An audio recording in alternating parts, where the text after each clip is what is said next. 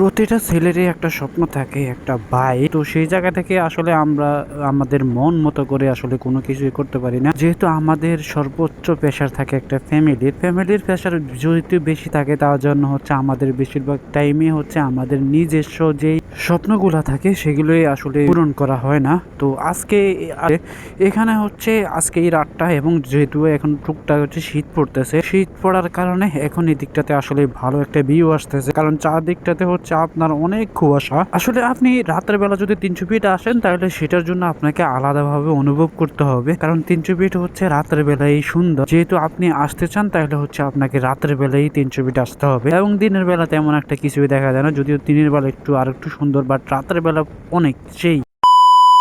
Hello Ibran, আসসালামু আলাইকুম, welcome to my YouTube channel. আশা করি সবাই ভালো আছেন, আমিও আলহামদুলিল্লাহ ভালো আছি। তো আপনারা সবাই টাইটেল এবং হচ্ছে দেখেই বুঝতে পারেন, টাইটেল এবং থাম্বনেল দেখে বুঝতে পারতেছেন এখন আমি কোথায় আছি। তো আমি যেহেতু আজকে প্রায় অনেকদিন পর আসলে রাতের বেলা 300 ফিটে আসলাম। আমার সচরাচর আসলে আগে অনেকবার বেশি আসা হইতো এই 300 ফিটে আসলে আসলে আমার মনটা ওরকম ভাবে শান্তি হয়ে যায়, কারণ এই 300 ফিটে হচ্ছে আপনার রাতের বেলা যে ভিউটা আসলে পাওয়া যায়। আমি কখনো হচ্ছে মাওয়াতে যাইতে পারিনি, তার কারণ হচ্ছে আমার মামা এইখান থেকে প্রচুর দূরে, যদিও হচ্ছে আমার রাতের বেলা হচ্ছে 11টার পর আমার রাতে বাইরে থাকা নিষেধ, তার কারণে হচ্ছে আমি রাতের বেলায় বেরোতে পারি না। 300 ফিট যেহেতু আমার হাতের কাছে আছে, আপনি কিন্তু মাওয়ার একটা শান্তি পাবেন এবং হচ্ছে উপভোগ করতে পারবেন একটা 300 ফিটে। তো সেহেতু আমি 300 ফিট যেহেতু আমার পাশেই, তো আমি 300 ফিট যদি আসি তাহলে হচ্ছে আপনার 9টা থেকে 9:30 এবং 10টার মধ্যে আমি এখানে চলে আসি। এখানে আসলে আগে আমি আমার ফুয়েল চেক করি, কারণ ফুয়েল চেক করার কারণ হচ্ছে আমি যদি এখানে ফুয়েল ছাড়া আসি তাহলে আমি যদি 300 ফিটের ভিতরে কোনোভাবে ঢুকে যাওয়ার পরে কিন্তু পরে দেখবো আমার ফুয়েল শেষ, তাহলে কিন্তু আমার এই বাইক ধাক্কাইতে আমার পুরো সারাদিন 12টা বেজে যাবে। তার জন্য হচ্ছে আমি আমার বাইকটাকে আগে ফুয়েল চেক করি এবং আমি হচ্ছে ইঞ্জিন অয়েল চেক করি, তারপর হচ্ছে আমার বাইকের ব্রেক, তারপর সামনের ব্রেক, তারপর হচ্ছে পিকআপ ব্রেক, এগুলো সব চেক করে আমি আসলে টোটালি হচ্ছে বিমান একটা উড্ডয়ন করার সময় যে সমস্ত জিনিসগুলো চেক করে থাকে আমিও আমার বাইকটাতে সেরকম ভাবে চেক করে তারপরে বের হই, কারণ হচ্ছে আপনার কখন কি হয়ে যায় সেটাও আসলে বলা যায় না। আমি যদি একবার 300 ফিটে ঢুকি তাহলে আমাকে আবার চিন্তা করতে হবে যে আমি যেহেতু ঢুকতেছি, এখন আমি ঢুকে কিন্তু আমাকে বের হওয়ার টাইমে সেম ভাবে বেরোতে হবে, কারণ আপনার একটা জিনিস মনে রাখতে হবে, আপনি কখনোই হচ্ছে 300 ফিটের মধ্যে ঢুকে কোনো কিছুই পাবেন না, একটা দোকান পাবেন না, একটা বাইক ওয়াশ করতে পারবেন না, একটা বাইক সার্ভিসিং করতে পারবেন না, কোনো বাইকের কোনো কিছু হলে আপনি কিছু করতে পারবেন না। এবং হচ্ছে আপনার যদি বাইক ঠিক করতে হয় এবং বাইকটা যদি সার্ভিস করতে হয় এবং আপনি যদি কোনো রকম হচ্ছে কয়েক মিনিটের জন্য বাইক চালাতে হয়, যদি নষ্ট হয়ে গেছে তাহলে হচ্ছে আপনাকে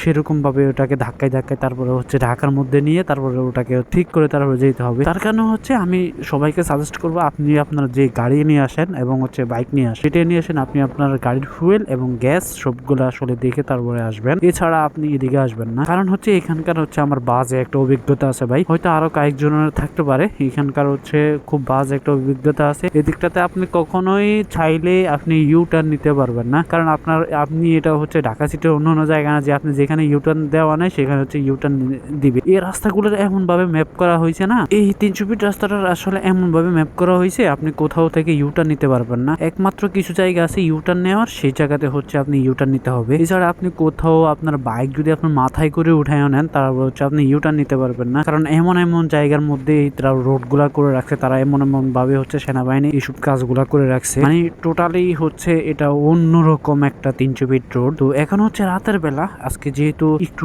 একটু শীত পড়তেছে, শীত পড়ার কারণ হচ্ছে একটু আমার কাছে ভালো লাগতেছে, কারণ শীতের এই ফার্স্ট সিজন, তো ফার্স্ট সিজনে এসেও তারপরে হচ্ছে আমার কাছে খুবই ভালো লাগতেছে, হাতের মধ্যে প্রচুর ঠান্ডা লাগতেছে। কিন্তু আমার এই 300 ফিটের আসার একটা অভিজ্ঞতা, বাজে একটা অভিজ্ঞতা আছে। আপনি যদি কখনো হচ্ছে রাত্রে 1টা থেকে 12টার পরে যদি আপনি এই রোডটাতে আসেন, তাইলে আপনি সবসময় একটা জিনিস মনে রাখতে হবে, আপনি এই রোডটার মধ্যে কতটুক সেভ আছে। একটা হইলো আপনার নিজের হাতে একটা সেভ, আর একটা হচ্ছে এখানে কিন্তু প্রচুর ডাকাতি হয়, ডাকাতি হওয়ার একটা মূল একটা কারণ আছে আছে, যারা হয়তো আশেপাশে থাকেন তারা হয়তো বুঝতে পারবেন এই রোডটাতে তার টাকাতে যাই যেটুকু পর্যন্ত টাকাতে সেটুকু আমি আপনাকে বলে দিই কতটুকু পর্যন্ত রিক্সে। যারা হচ্ছে নীলা মার্কেট ফায়ার সার্ভিস পর্যন্ত চিনেন আপনি অতটুকু পর্যন্ত আপনি সেভ আছেন। নীলা মার্কেটের পরে যে রোডগুলো আছে এটা হচ্ছে আপনার এই যে কাঞ্চন ব্রিজ পর্যন্ত, সেই রোডগুলো পর্যন্ত আপনি কিন্তু সেভ নাই। কারণ আমি আপনাকে বলি আপনার এই দিকটাতে কিন্তু হচ্ছে সচলাচল সেনাবাহিনী এবং হচ্ছে পুলিশ টুলিশ এগুলোর আপনি দেখা পাবেন। কারণ এই দিকটাতে হচ্ছে নৌবাহিনীর ক্যাম্প আছে, পুলিশের হচ্ছে ক্যাম্প আছে।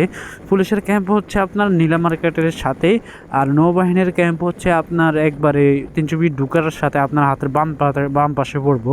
কিন্তু সেনাবাহিনী থাকে হচ্ছে ওদের এখানে আমার জানা মতে কোনো ক্যাম্প নাই, কিন্তু ওরা হচ্ছে এদিকটাতে আসলে কাজ কাম করে থাকে। হয়তো কিছু কিছু জায়গায় ওদের ভিতরে কিছু কিছু জায়গায় ওদের ক্যাম্প থাকতে পারে। কিন্তু আপনি যদি হচ্ছে ফায়ার সার্ভিসের বাইরে চলে যান তাহলে ওদিকটাতে হচ্ছে রাত 1টার দিকে পুরা রিক্স। কারণ আমি রাত্রে একদিন 1টা বাজে বের হয়েছি, আমার খুব অবস্থা খারাপ। ওদিকটাতে হচ্ছে আপনার পুরা একা, আপনি ছাড়া আর কেউ থাকবে না। হয়তো কিছু ট্রাকমাক থাকবে, তারা কখনোই হচ্ছে আগায় আসবে না। তো আমাদের এই একটা সমস্যা, কেউ একজন বিপদে পড়লে আসলে মানুষ এখন আর আগায় আসে না। কারণ আগায় আসলে হয়তো তাদেরও ক্ষতি হয়ে যাবে, এর জন্য হচ্ছে কেউ আগায় আসে না। কিন্তু মানুষ যদি মানুষের জন্য আগায় আসতো তাহলে কিন্তু কাজকে কোনো ক্ষতি হতো না। তো এটাই আসলে বলতে এই যে আমি এখন চলে আসলাম নীলা মার্কেট ফায়ার সার্ভিস, আমার ওই পাশে হচ্ছে ফায়ার সার্ভিস, এই পাশে হচ্ছে নীলা মার্কেট। তো এদিকটাতে আসলে আপনাকে বুঝতে হবে, আপনি বুঝে শুনে তারপরে হচ্ছে আপনি 300 ফিটে যাইতে হবে। যদি রাতের বেলা আপনি যান 12টা থেকে 1টা পর্যন্ত যদি আপনি যান তাইলে হচ্ছে সেটাকে আমি আপনাকে সাজেস্ট করব। তো আমি চাই যে আপনি যদি, অনেকেই আছে, আমি কালকে আজকে রাতেও দেখলাম যে এখন প্রায় 10টা থেকে 10:30 সামথিং এরকম বাজতেছে, অনেকে দেখলাম যে আমি তাদের হচ্ছে গার্লফ্রেন্ড এবং হচ্ছে বউ এবং হচ্ছে অনেক কিছু নিয়ে আসতেছে। কিন্তু আমরা যখন ঢাকা শহরে থাকি তখন কিন্তু আমাদের কাছে কোনো ঠান্ডা লাগতো না।